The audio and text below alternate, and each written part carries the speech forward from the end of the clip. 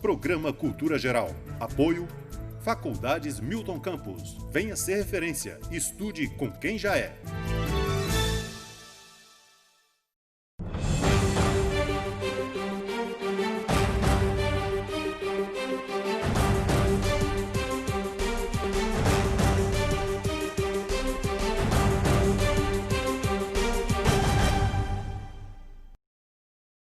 Muito boa tarde, começando agora mais um programa Cultura Geral. Atrasamos um pouquinho hoje, né, por causa de um problema técnico aqui, mas já estamos ao vivo aí com essa pauta prometida que é o aborto, e eu acho que a gente precisa tratar desse assunto, colocar esse assunto na tela, colocar as opiniões todas na tela. Eu quero tentar fazer o programa, nós estamos começando essa série de programas ligados ao aborto, eu quero fazer o programa sempre com mulheres, que eu acho que tem legitimidade para poder tratar desse assunto, não obrigatoriamente, mas eu vou tentar fazer sempre com mulheres, que eu acho que fica mais real assim as opiniões, né? Sejam todos bem-vindos a essa sala de bate-papo, é um prazer estar aqui todos os dias fazendo o Cultura Geral ao vivo, né? E a gente tentando esclarecer e trazer para a população brasileira aquilo que a gente tem de melhor na discussão sobre os temas que a gente tenta discutir aqui na televisão. Sejam todos muito bem-vindos, muito obrigado por nos receber.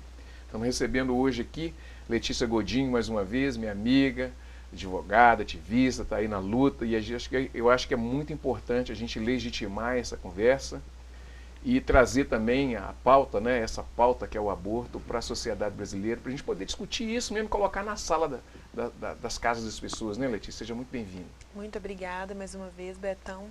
Muito importante esse tema, muito atual. Estamos no mês das audiências públicas ocorridas no STF, então muito importante esse tema de hoje. Marina, seja muito bem-vinda, doutora Marina. É um prazer te receber. Do grupo de estudo lá do meu grande amigo, professor Fábio Belo, pessoa que eu tenho, para mim virou um irmão, né? E é um prazer te receber aqui, e eu acho que é muito legal a gente tratar disso também à luz da psicologia e da psicanálise. Seja muito bem-vinda. Obrigada, Betão, agradeço o convite. Não precisa chamar de doutora, não. Não, tudo bem, a gente chama, não chama e tal, a gente vai fazendo. Obrigada, viu? Um prazer estar aqui com você, essa discussão tão importante, né? Deixa eu começar com você. É o seguinte, de que forma que nós podemos entender essa situação imediata que é fazer o aborto, ou a pessoa que tem esse momento assim meio trágico também, né? Porque ele é acometido de várias violências antecedente a essa última violência que é o aborto. Como que a gente pode entender tudo isso assim? É difícil, né? Dar uma resposta redondinha sobre isso. Não tem receita de bolo, né? Não, porque é muito a nível singular, né? Como cada pessoa reage, né? As situações que precederam uma gravidez não desejada são inúmeras, né? Não tem como a gente prever como cada um vai reagir. Mas, de fato, você colocou bem, é uma situação um pouco trágica, né? Uma situação que tem aí um histórico de violências por trás, né? Sim. Tem uns dados que eu até utilizei em uma outra oportunidade do Catraca Livre, que fala que 88% das mulheres que cometem um aborto, elas são casadas, têm uma religião definida, né? Então são pessoas do dia a dia, né? Isso também é um sofrimento psíquico, nós podemos colocar isso como um sofrimento e também uma violência psicológica? O quê? A questão delas precisarem fazer um aborto? De precisarem fazer o aborto, seja por questão subjetiva ou por questão objetiva. Eu não sei se o fato delas precisarem fazer um aborto é o que causa o sofrimento, né? Eu acho que o sofrimento, ele vem dos dilemas morais e existenciais, da estigmatização social, né? Que a criminalização provoca, né? E como você mesmo disse, a mulher que aborta é a mulher comum, né?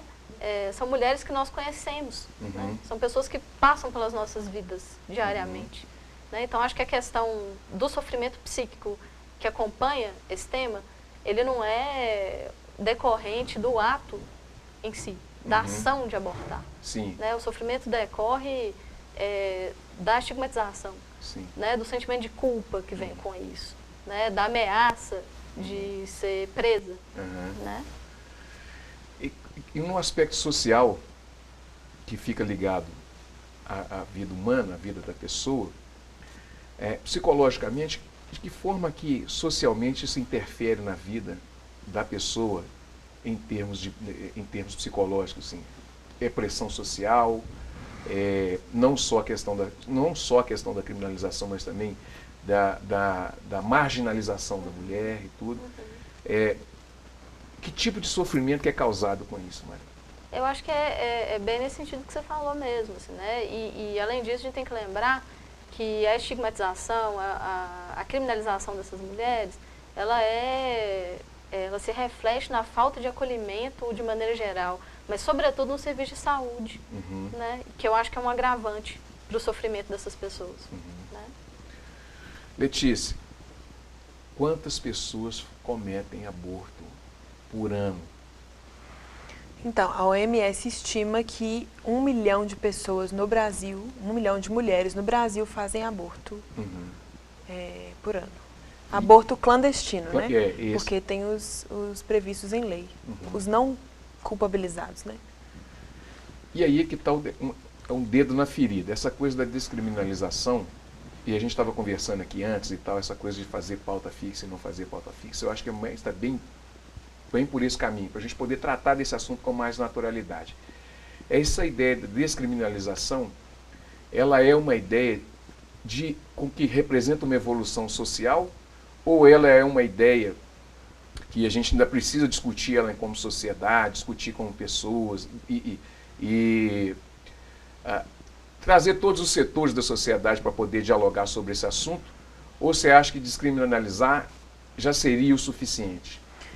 Só descriminalizar não seria o suficiente, mas a primeira parte da sua pergunta, que é se é um avanço social, é um avanço social. A legislação brasileira, ela é junto com a do Oriente Médio, da África e de alguns países da América Latina, a mais restritiva em relação ao aborto.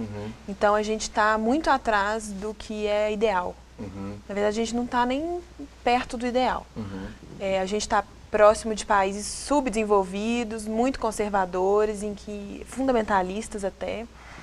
Então, é sim um avanço social ter uma legislação abrangente acerca do aborto. Abrangente que descriminalize, mais que descriminalize, né? Que regulamente, porque só o aborto legal não é suficiente em um país com tanta desigualdade como o nosso.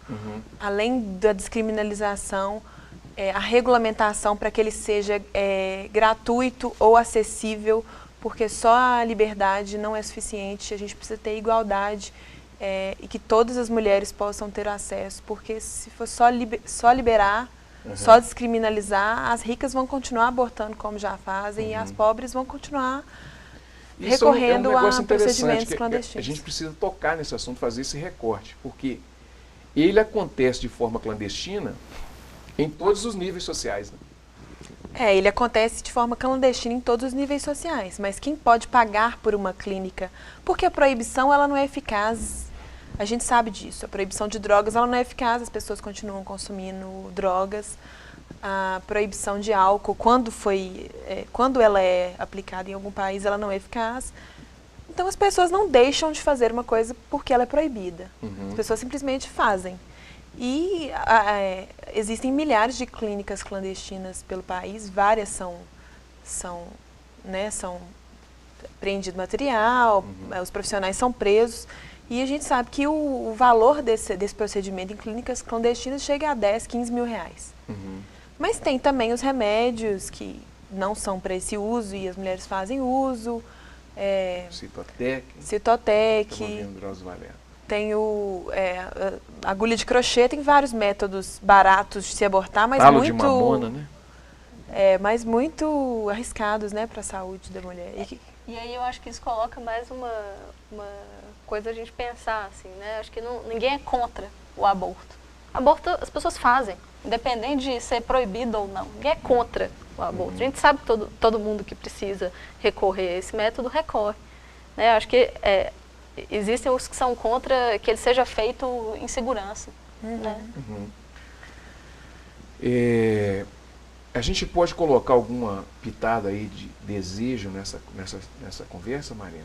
Assim, com relação à psicanálise, onde é que entra o desejo nessa condição aí humana, não só da gravidez, e aí você tem uma série de coisas e o aborto está envolvido nela também? Eu acho que pode, com certeza. A gente pode falar de desejo aqui, sobretudo no que diz respeito à autonomia das mulheres, né? Delas serem agentes que podem escolher o que fazer com seus corpos. Né? A questão do aborto coloca isso para a gente. Né? Acho que proibir, né, que as mulheres decidam sobre seus próprios corpos, que se retire das mulheres a autonomia sobre o próprio desejo, né? Acho que é isso que entra em questão quando a gente fala em aborto também. Né? Tem muito medo permeado nisso tudo aí, Maria? Em que sentido? O medo de ser recriminado, o medo de morrer, o medo de se sentir rejeitado logo depois, o medo de perda posterior, né? Eu poderia ter suportado toda essa pressão, então eu poderia ter suportado. Esse está permeado de coisas assim, essa insegurança da mulher, o fato dela fazer aborto ou de recorrer a esses métodos também. Tem alguns medos também, que pode ser, por exemplo, os medos sociais, por exemplo, em sociedades, em lugares ainda no Brasil, que ainda é muito conservador, então a pessoa fica grávida e a família não pode saber. Então tem essa questão do medo também, que atende até contra a própria vida da pessoa, né? Isso tudo está ligado também, um pouco desse medo, ou muito desse medo, também está ligado a essa questão do processo de aborto também? Tá, e eu acho que a gente pode pensar, né? Quando você me perguntou os efeitos psicológicos do aborto, né? Eu diria que não é o aborto em si que causa sofrimento psíquico, mas isso tudo aí que você colocou. O medo de ser marginalizada, né, de sofrer mais violência, a culpa que vem com isso, né, os dilemas morais que podem aparecer, né, essa ideia de que as mulheres são essencialmente feitas para serem mães, para desejarem ter um bebê, né, como que essas coisas entram nesse circuito de sofrimento, né, que se a mulher ela não deseja essa gravidez, né, de que ela não está pronta para isso, então ela só pode ser, né, uma pessoa horrível, uma assassina, uma perversa. Eu acho que sim, acho que faz todo sentido. Ô Letícia, como é que a gente faz com relação às mulheres, com relação à violência? Porque a violência, principalmente a sexual, ela está ligada a essa questão do aborto. Não tem como falar de aborto também sem falar de violência sexual. E a violência sexual e a violência contra a mulher, ela é diária, ela é o tempo todo, porque ela é estuprada, né? E existe o estupro marital, a gente estava discutindo isso ontem, com relação à violência.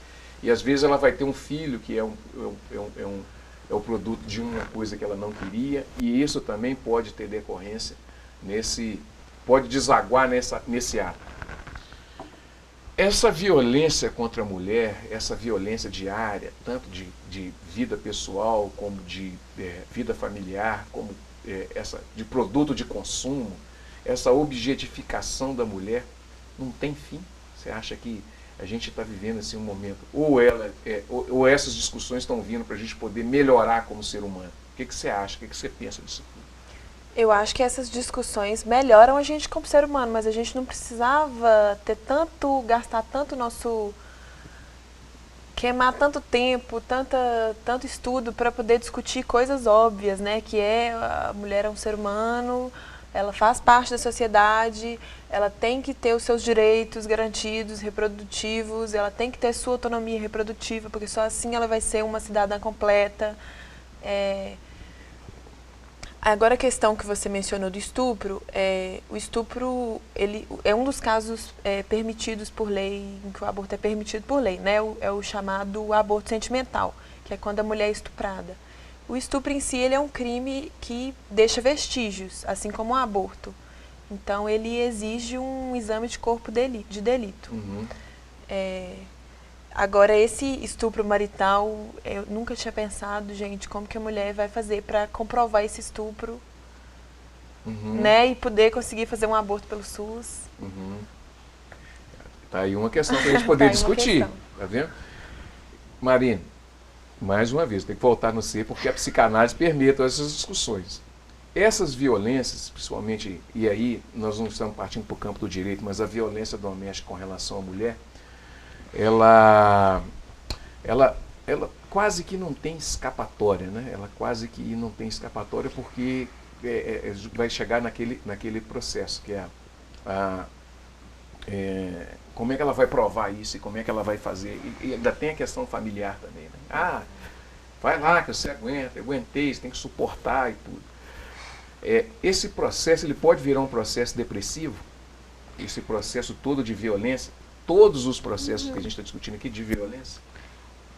Acredito que pode. É difícil precisar esse tipo de coisa, porque cada pessoa vai responder de um jeito, né? É muito a nível singular que cada mulher vai lidar com isso, né? Eu acho que é importante, sobretudo para a psicologia ou para a psicanálise, enfim, é o acolhimento a essas mulheres, né? É ouvi-las, né? Em sua singularidade. E como é que é lidar com isso nas comunidades carentes? Como é que é lidar com essas violências e com essa realidade dura em comunidades que não têm acesso à educação, não têm acesso à água tratada, não têm acesso à comida, não tem acesso a pouca comida, tem acesso a poucas coisas, né, do Estado? Como é que é lidar com essa coisa nas clínicas que você trabalha, às vezes voluntariamente ou não? Robertão, eu acho que o tema do aborto ele é tão caro para nós, por causa disso aí que você colocou, né? Eu acho que ele abarca outras vulnerabilidades, né? Como você colocou, né? As mulheres ricas abortam com segurança, né? Num ambiente propício para isso. As pobres morrem, né? A gente teve recentemente na mídia o caso da Ingriane, que era uma mulher periférica, negra, mãe de 2 filhos, que precisou recorrer, né, a um aborto clandestino, com um talo de mamona e morreu, né? Eu acho que é preciso, a importância dessa discussão da descriminalização, sobretudo pensando nessas mulheres, né? A criminalização e os estigmas em torno, né, da questão do aborto, eles estão dizendo também do racismo, né, do machismo, né? Porque são essas mulheres as que morrem, né? São essas as que sofrem mais, que são mais estigmatizadas e descriminalizadas. Descriminalizadas não, discriminadas. Mas eu acho que é um trabalho duro nosso. Não precisa ficar vermelha, tá tudo em casa, tá? Aqui não é um bate-papo. Um ato falho. Isso é normal. Agora, como é que nós vamos lidar com esse processo de dominação do outro, gente? Como é que é essa coisa assim? A mulher não tem domínio do seu próprio corpo. Tem uma fala interessante, que você tem uma linha de estudo também, de pesquisa com as transexuais. Nós tivemos aqui, ontem eu falei disso, vou falar hoje de novo. Quem fica lá no fundo, os meninos que fazem a produção, já está cansado de ouvir isso, né, mas eu falo isso todos os dias quando a gente tem um assunto tão polêmico. A Duda esteve aqui e nós tratamos do assunto da humanização dos atos, né, da vida social. E o ser humano não é uma qualidade que lhe é dada, ela é uma qualidade que você precisa conquistar dia a dia, né? Como é que a mulher hoje ainda é muito objetificada, né? É objeto de desejo, é objeto de consumo, venda de produto e tal. Essas discussões passam todas por aí, né? Como é que é lidar com essas violências? Como é que viver isso dia a dia? E por que que a gente não consegue lidar com esses desafios psicológicos de dar essa autonomia e parar com essa dominação do outro? Você consegue fazer uma síntese disso? Não? Assim, eu acho que sua pergunta dá uma tese de doutorado. Sim, não sei se nós vamos conseguir responder isso aqui. Eu mando pro Fábio e depois ele manda pra gente, né? Eu acho uma boa. É uma pergunta interessante, assim, eu acho que né, a resposta óbvia, né, seria talvez por uma via mais pedagógica mesmo. Sim. Da educação, né? A gente talvez lidar, né, com a nossa identidade. Né? E aí pensando nos autores de violência, né? Pensar, talvez repensar como que a gente constrói as nossas identidades, né? Pensando que essas mulheres, na maior parte do tempo, são violentadas por homens. Tem alguma coisa errada com a construção das masculinidades, eu acho. Né? Acho que a gente precisa repensar o modo como a gente se coloca nas relações. Né? Talvez um dos caminhos possíveis seja por aí. Mas eu não sei, assim, acho que agora é esse caminho que eu posso apontar. Assim. Não, mas eu acho que é legal, assim. Tem saída. Tem. Tem saída. Eu falo muito com o Jones, porque tem hora que não tem saída, né? Eu quase sempre. Ô Letícia, não sei se meu microfone saiu, tá vendo? Pronto, coloquei ele de novo. Bom, ô Letícia, você que trabalhou também com pessoas em situação de rua, como é que é lidar com essa comunidade, com essas pessoas que, no caso do trabalho que você fez também, lidar com essas pessoas que nem nada tem, que tem o pouco que tem ainda lhe é tirado assim autoritariamente, né?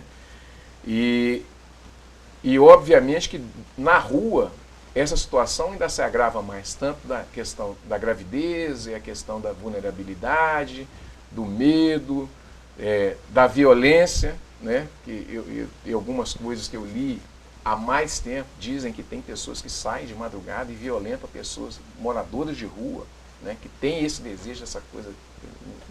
Não é o momento de discutir isso aqui, mas eu acho que assim, faz parte também dessa conversa. Como é que você vê essa questão da vulnerabilidade nessa questão básica, assim, por exemplo, nessas questões que são mais difíceis ainda, que são essas pessoas que não têm nenhum lugar para poder dormir, para poder viver, para ter família ou qualquer coisa nesse sentido. Como é que é lidar com isso?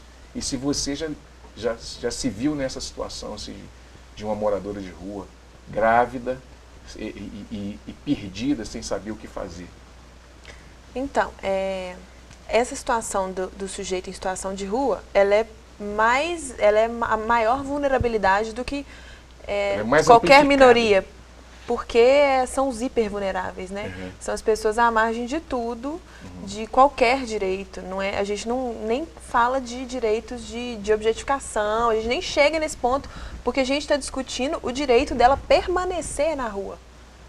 E o direito dela ter um lugar para ela fazer suas necessidades, para ela lavar uma roupa. Direitos, assim, eu acho que é antes de fundamental. Pelo menos básico o direito de do ser básico, humano. Mínimo existencial. O direito de ser o ser humano. O direito de ser humano, de pertencer a um espaço público, a uma sociedade, que nem isso, né, até isso é negado. Agora a questão da mulher grávida na rua, isso eu já até falei da última vez que eu vim aqui, é uma questão muito complicada, porque muitas vezes as mães até querem ter e permanecer com esses filhos, mas o próprio Estado compulsoriamente encaminha eles para outra família. Porque a gente também não pode permitir uma criança crescer e se desenvolver na rua, né? Mas a gente também não pode separar drasticamente ela de uma família, de uma mãe, que ela tem um laço ali de sangue, de afeto, só porque a gente não consegue, como sociedade, como Estado, prover uma habitação digna para aquela mãe, para aquela mulher, para aquela família. Deixa eu fazer uma pergunta para vocês duas. Como é que vocês têm visto esse aumento substancial da violência humana, e também desse discurso de ódio, que eu acho que vai esbarrar em todas essas discussões que a gente está fazendo aqui? Muito provavelmente essa discussão de ódio vai bater muito de frente com o aborto. Né? Como é que vocês têm visto isso? Deixa eu começar com você, Marinha. Como é que você tem visto toda essa apologia à eliminação do outro, né? Esse desejo. Uma vez eu conversando com o Fábio Bella, ele falou assim, não pense você que o homem não tem desejo de aniquilar o outro, né? Ele tem essa vontade, esse desejo, essa coisa de aniquilar o outro. Então a gente está vivendo esse momento assim, de pulsão de morte, né? De querer aniquilar o outro de qualquer forma. E estamos vendo pessoas que estão defendendo isso claramente, né? Esse rapaz que matou a menina aí, jogou ela do 4º andar e tal. E já tem outros casos, né? Ela é só uma... tem um caso que eu estava vendo hoje lá, que um cara socou a mulher, o cara do empresário de um restaurante, né? Então, assim, essa pulsão de morte está tomando conta da gente, Maria? Eu não sei se está tomando conta, assim, eu acho que sempre tomou. Sempre tomou, né? Eu acho que é difícil dizer de um fenômeno enquanto ele está acontecendo, Sim, né? E é isso que, esse é um grande, eu estou interrompendo, estou parecendo até chato, mas eu estou interrompendo pelo seguinte, porque é difícil a gente, dentro da moldura, como diz Foucault, né, você dentro da moldura discutir a própria moldura, né? Então, discutir a violência dentro dela é muito difícil, você tem que puxar uma lupa e tentar enxergar por fora, tentar puxar uma lupa e enxergar ali por o que está acontecendo naquele meio. E eu acho que eu tenho tentado fazer isso, assim, e é muito difícil discutir essas coisas, mas eu acho assim, que é uma discussão muito válida, sabe? E essa coisa da pulsão de morte tem mexido muito comigo, porque é um momento que a gente está vendo assim, de aumento de violência e as pessoas estão legitimando isso, né? Eu fico pensando naquilo que eu te falei mais cedo, sobre a construção das identidades, né? A afirmação das nossas identidades, assim, como que parece que algumas delas, não sei, assim, pura especulação, mas parece que algumas delas são construídas, né, sobre o medo do outro, né, o medo que é diferente de mim, né, o medo de quem não parece comigo. Sim. Né, será que, né, esse outro vai me transmitir alguma coisa com a diferença dele? Né? Será que eu preciso, então, afirmar a minha identidade a partir da destruição do outro? Eu acho que isso nos faz pensar que, de novo, a gente precisa repensar o modo como a gente constrói as nossas identidades. Né? E aí, quando eu estou falando de identidade, eu estou falando, sobretudo, de gênero. Né? Acho que a gente precisa repensar os modos como isso é afirmado, né? Pensando nesses casos aí que você citou, né? De homens autores de violência. Né? Não que as mulheres estejam livres disso, mas é quem mais a gente vê esbravejando na internet. É uma impressão que eu tenho. Eu não sei se isso se aplica, né? Mas eu acho que os modos como a gente se afirma enquanto homem, né? Mulher, enfim, acho que isso precisa ser repensado. Né? Será que a gente precisa massacrar o outro? Né? Será que a gente precisa eliminar o outro? Sim. Ô Letícia, eu vou fazer um intervalo agora, aí depois a gente volta, tá bom? Deixa eu fazer um intervalo e daqui a pouquinho a gente volta com mais cultura geral, que o pau tá quebrando, a conversa tá muito boa, não saia daí.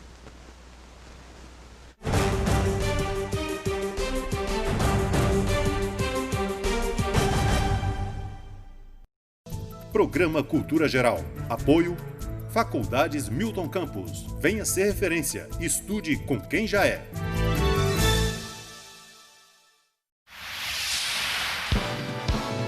Canal Cidadão. Nova Lima e você.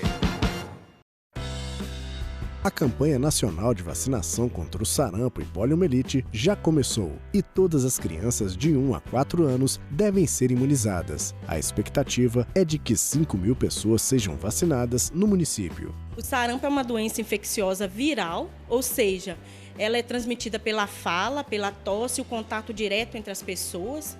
A transmissão acontece de forma rápida e fácil e temos que frisar que a vacina é a única prevenção contra a doença.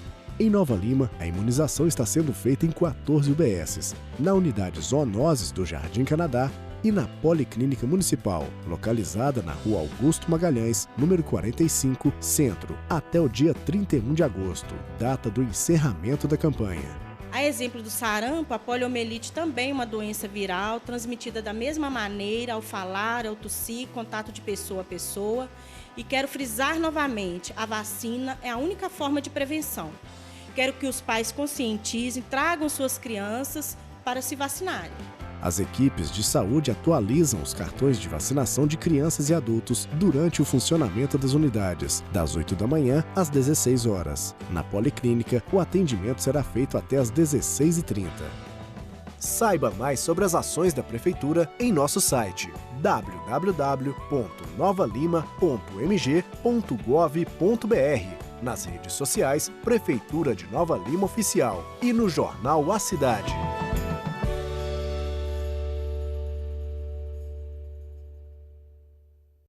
Programa Cultura Geral. Apoio Faculdades Milton Campos. Venha ser referência. Estude com quem já é.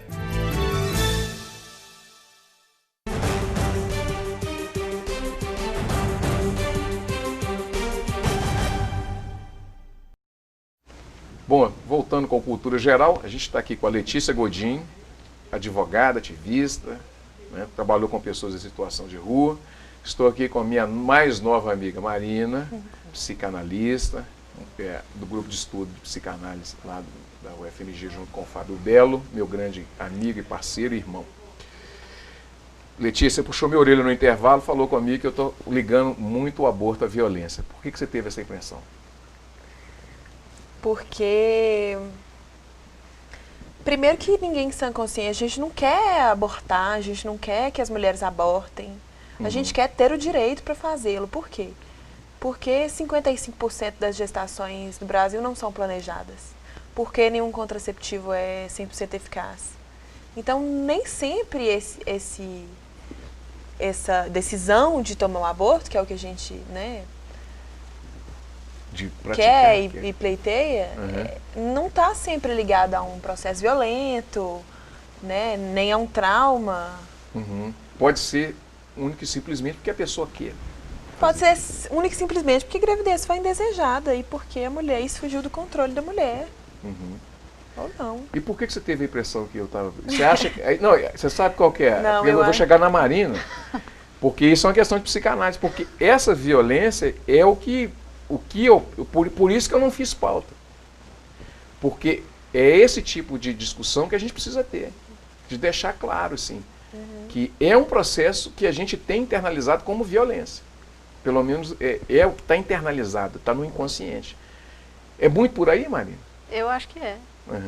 Né? Como que a gente naturaliza, né, algumas noções sobre o que é o aborto, sobre o que é ser mulher, sobre o que é ficar grávida. A gente naturaliza algumas coisas como se elas já tivessem dadas desde que o mundo é mundo, né?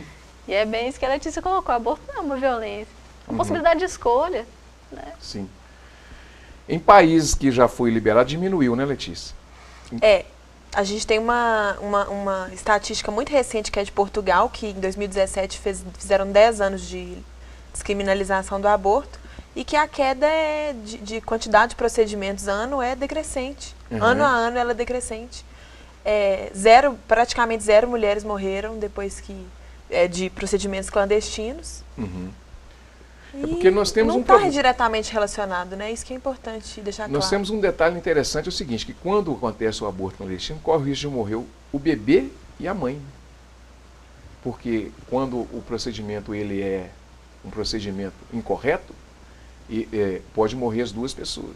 Né? E não é só a questão de gerar, eu estava vendo em outros dados, por exemplo, o Brasil gasta 270 milhões de reais por ano, segundo os dados do Ministério da Saúde, com a recuperação das pessoas que fizeram aborto de forma extremamente precária, né? Ou só de forma precária. Né? Só de você pensar que o Brasil é um país de tamanho continental, muito desigual, e que quanto mais desigualdade, mais crescente é a taxa de gravidez indesejada, porque menos informação você tem, menos acesso a métodos contraceptivos você tem, e mais precários vão ser os métodos de realizar o procedimento, né? Chá e coisas que fazem muito mal, coisas inseridas no útero, né? É um assunto delicado, né? A violência, na verdade, é a proibição, é a criminalização.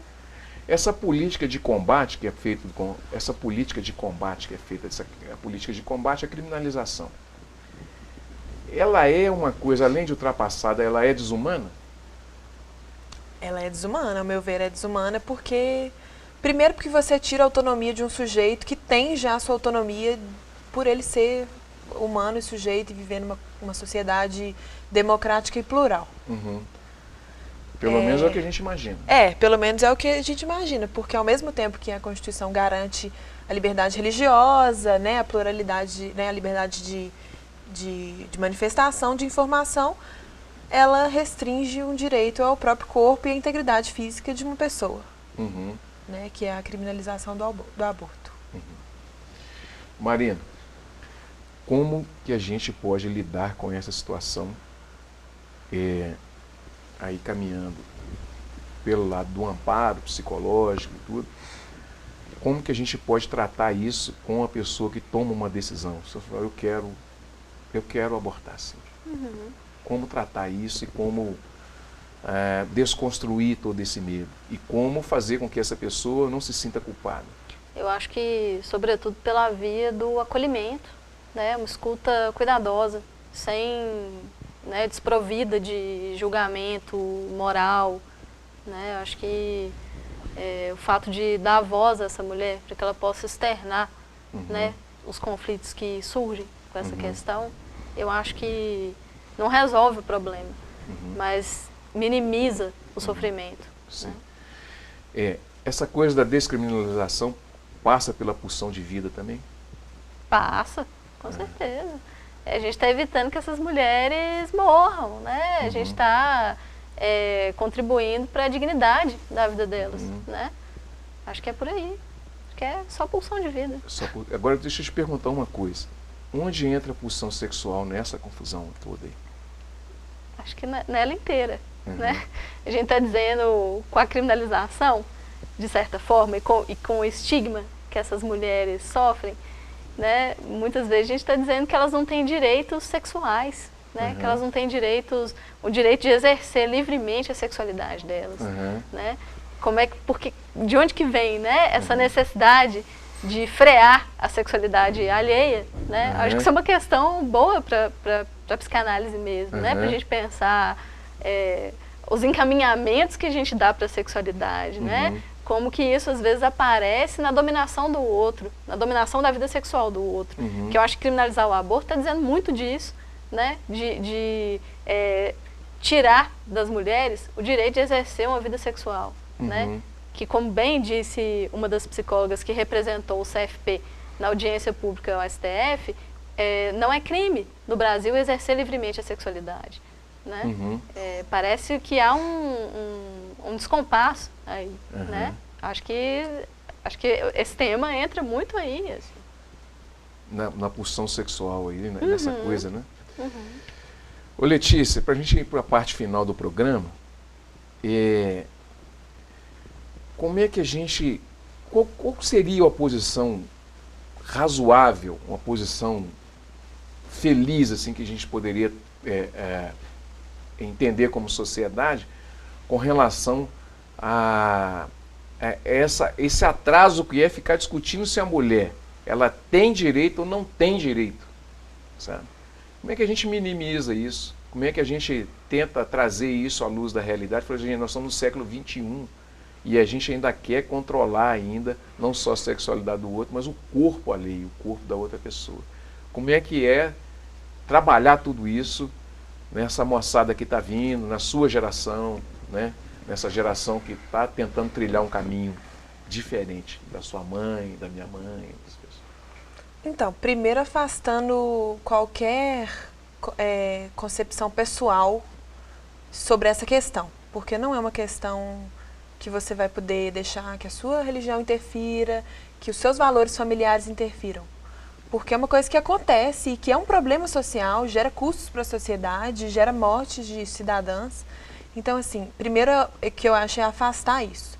Depois, uma coisa bem clichê, mas inevitável, votar em um parlamento consciente, porque a gente tem 90 deputados da bancada evangélica cristã hoje no Congresso, que é a bancada que apresenta projetos de emenda constitucional, que criminalizam ainda mais o aborto, que Estatuto do Nascituro, essas coisas, essas aberrações legislativas. Depois, tem muito do machismo nessa questão do aborto, né? Não tem como não falar nisso. A questão da dominação masculina e do patriarcado, porque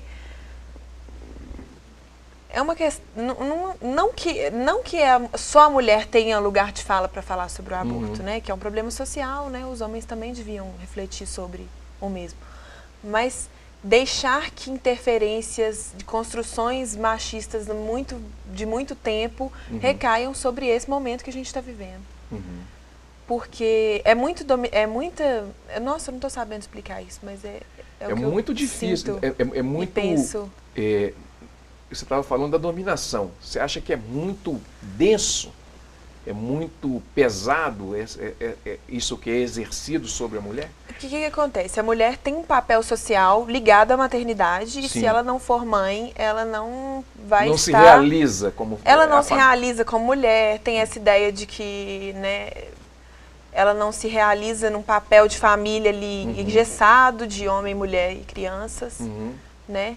Então esse é o machismo que eu estou te falando. Se essa mulher quer simplesmente se dedicar à carreira dela, à política, ao que seja, né?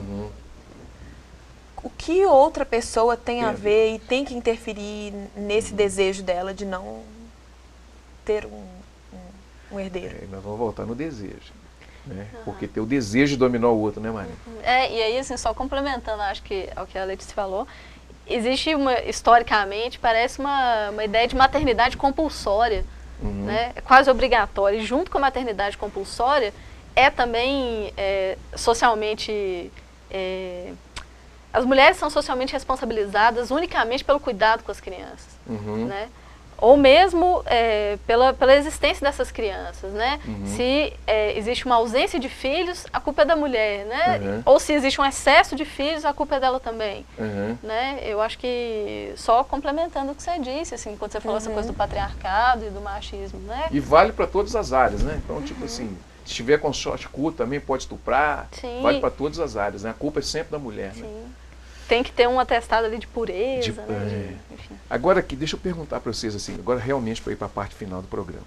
Como é que é lidar com essa coisa assim? Por que não tem as falas, né? Tem camisinha, por que não cuidou?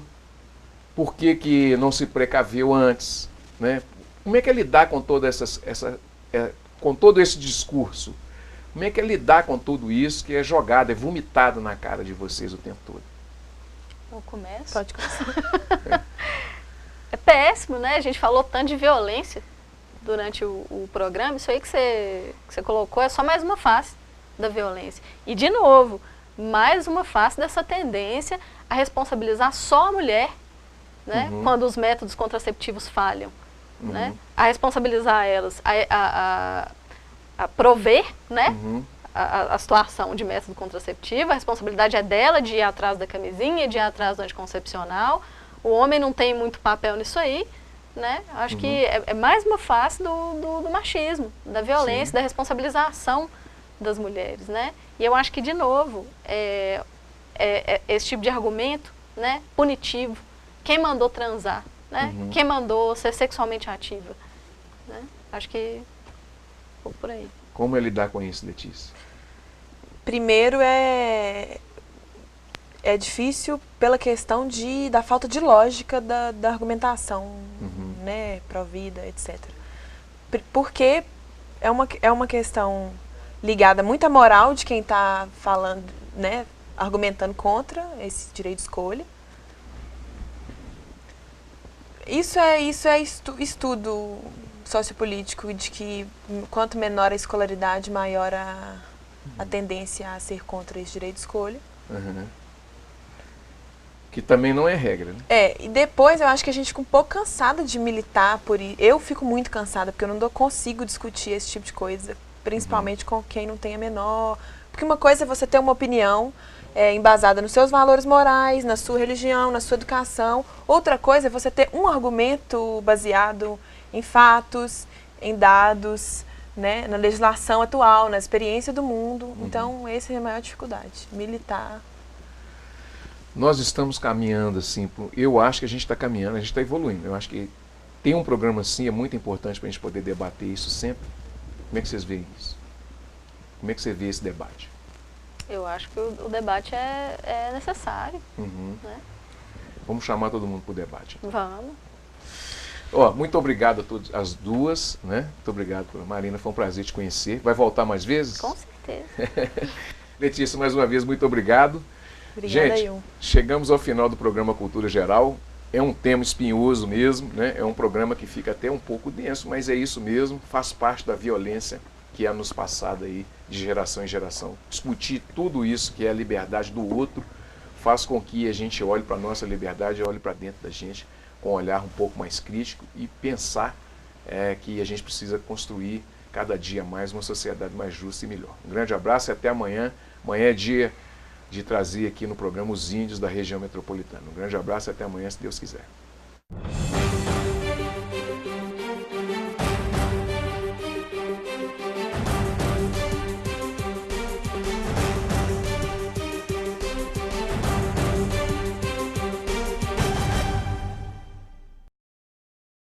Programa Cultura Geral. Apoio Faculdades Milton Campos. Venha ser referência. Estude com quem já é.